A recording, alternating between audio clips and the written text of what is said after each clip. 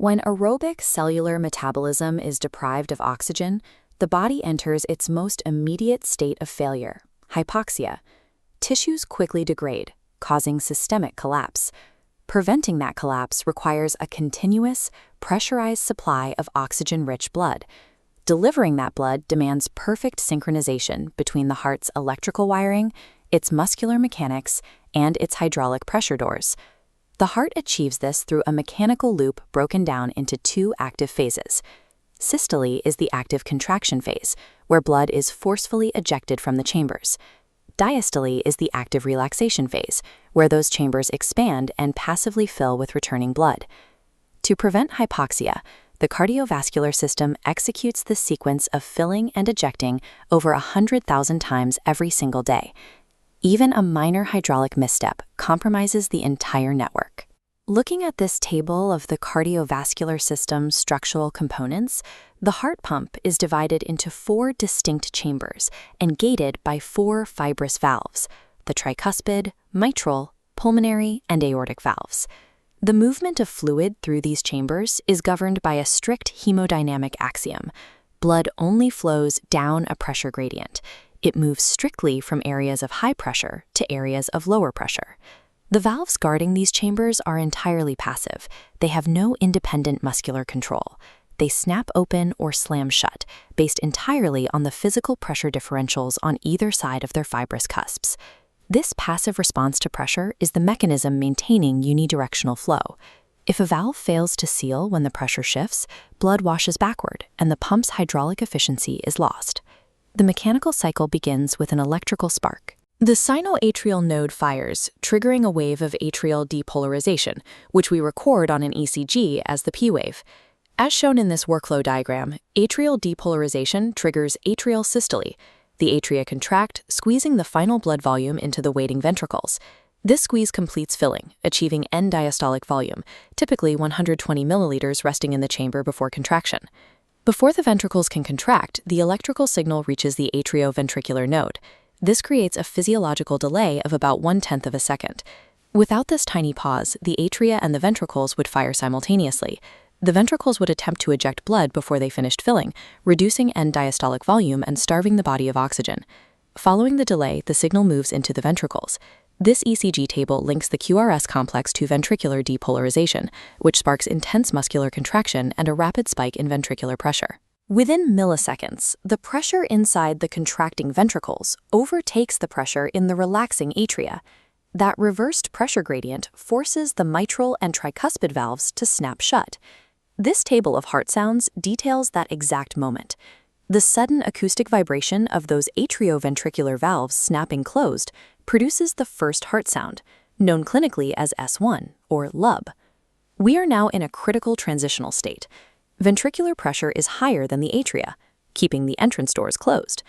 But it is still lower than the immense resting pressure of the pulmonary and aortic arteries. Reviewing the pressure gradients in this table, we see a unique condition.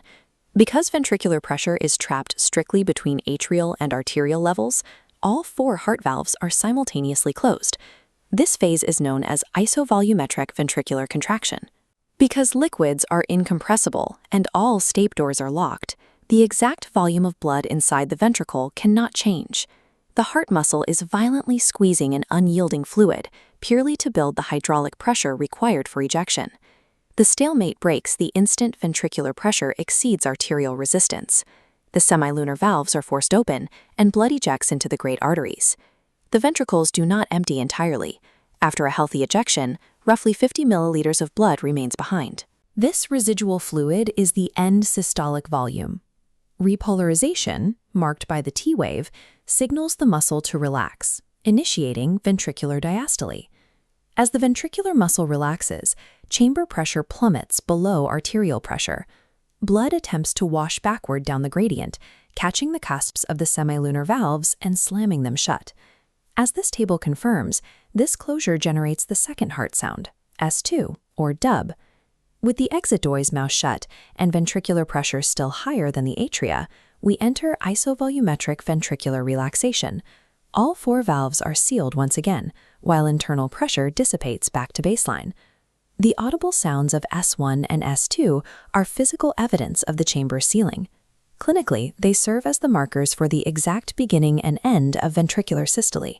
Normal blood flow is silent because it is laminar, but when a valve is damaged, the flow becomes chaotic and turbulent, vibrating the cardiac structures. We hear this vibration as a cardiac murmur.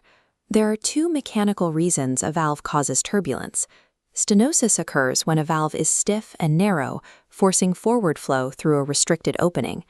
Incompetence, or regurgitation, occurs when a valve fails to seal, allowing blood to leak backward during its closed phase. The rule of valvular timing provides a framework for identifying specific lesions based on the phase of the cardiac cycle. For example, the mitral valve must be tightly closed during ventricular systole to prevent backflow. If a systolic murmur is heard over the mitral area, the valve has failed to seal. It is incompetent and blood is leaking backward. Conversely, the aortic valve is supposed to be wide open during systole for ejection. If a systolic murmur is heard there, the blood is fighting its way out. The valve is stenotic. Clinical auscultation relies on this mechanical consistency. By matching the timing of turbulent sounds to the required state of the valves, the structural failure becomes apparent through simple hemodynamic deduction. We quantify the heart's work using cardiac output, the total volume of blood pumped per minute. As this equation block details, cardiac output is stroke volume multiplied by heart rate. Stroke volume is the difference between what the chamber started with and what it had left over. Subtract the end systolic volume from the end diastolic volume to find exactly how many milliliters were ejected in a single beat. The heart intrinsically regulates that stroke volume to meet the body's demands through the Frank-Starling law.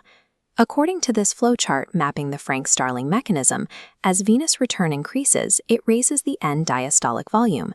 That extra fluid physically stretches the myocardial muscle fibers prior to contraction. That initial stretch optimizes the overlap of muscle filaments, generating a more forceful mechanical contraction. The Frank-Starling law ensures that the volume of blood entering the heart is automatically pumped right back out. It balances the output of both ventricles, preventing fluid backup into the lungs. When pathologies like severe hemorrhage, myocardial damage, or advanced valvular disease cripple the heart's pumping efficiency, cardiac output drops. The perfusion mandate fails. The tissues are starved of the oxygen required for aerobic metabolism, leading to hypoxia. This matrix breaks down the 4 distinct types of hypoxia. In stagnant hypoxia, blood has normal oxygen and hemoglobin, but the hydraulic pump is failing. This contrasts with anemic hypoxia, where the pump moves fluid perfectly, but the blood lacks hemoglobin to carry oxygen. In hypoxic hypoxia, both the heart pump and the hemoglobin are operating normally, but external variables like high altitude or lung disease restrict the raw oxygen entering the bloodstream in the first place. The entire sequence, the electrical delays, the isovolumetric sealing, the pressure gradient mechanics, exists solely to maintain that cardiac output. Break any link in this chain, and tissue hypoxia inevitably follows.